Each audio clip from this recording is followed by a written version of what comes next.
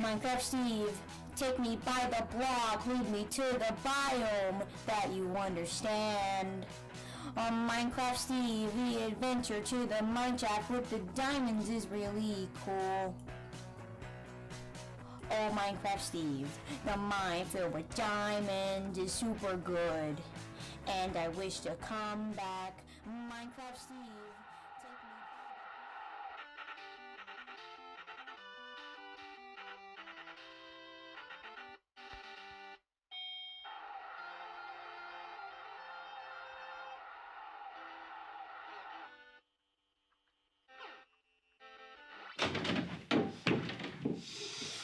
How is the sick boy?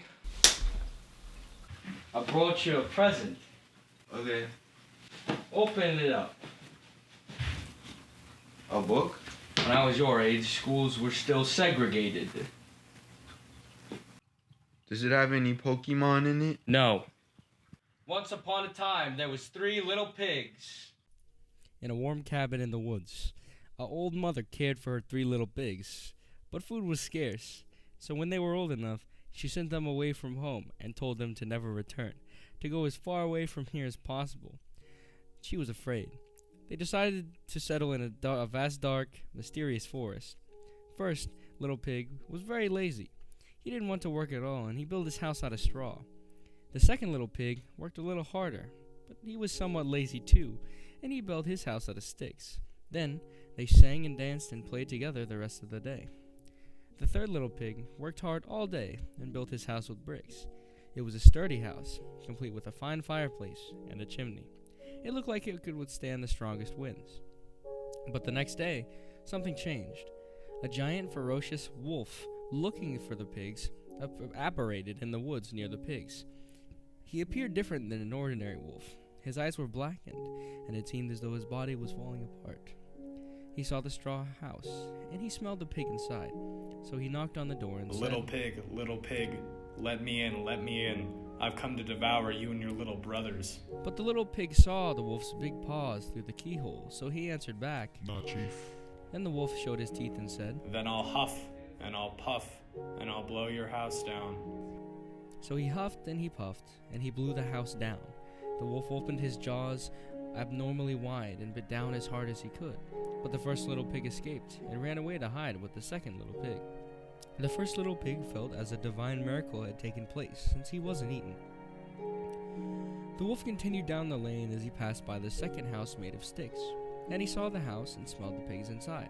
So he knocked on the door and said, Little pig, let me in, let me in. I've come to devour you and your little brothers.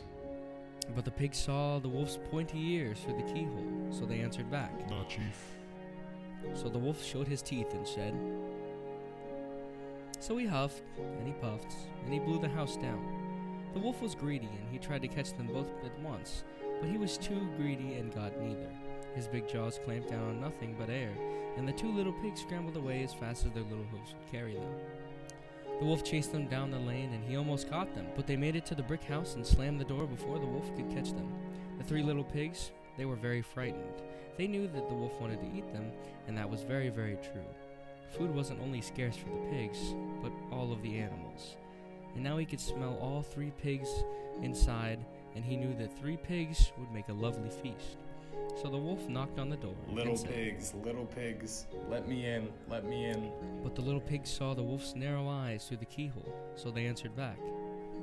Nah, Chief. So the wolf showed his teeth and said, Then I'll huff, and I'll puff, and I'll blow your house he down. huffed and he puffed. He huffed and he huffed. And he huffed, huffed, and he huffed, puffed. But he could not blow the house down. At last he was so out of breath that he couldn't huff and he couldn't puff anymore. So he stopped to rest and thought a bit. But this was too much. The wolf danced about with rage and swore he would come down the chimney and eat the little pigs for his supper. But while he was climbing onto the roof, a little pig made up a blazing fire and waited for the wolf to descend. Then the wolf came down the chimney, and the little piggies watched and laughed as the wolf fell into the raging fire, burning so hot that it was white as paper. But the wolf simply smiled. The wolf stepped forward as clumps of skin and fur fell off of his rotting body. The pigs backed up to the door of the home, terrified of their intruder. The jaw of the almost unrecognizable creature shuddered as if to emulate a laugh. The pigs attempted to get the door open, but to no avail. It was almost as if someone was holding it shut from the outside. The bony creature slowly incapacitated each of the pigs as they ran throughout the home and skewered them over the fire. The pigs screamed out in agony as they slowly and painfully burned to nothing but ash. The wolf poured the heated ashes down his throat, feeling no pain as it burnt holes right through his body. And just like that, the creature, the house, and the pigs were gone.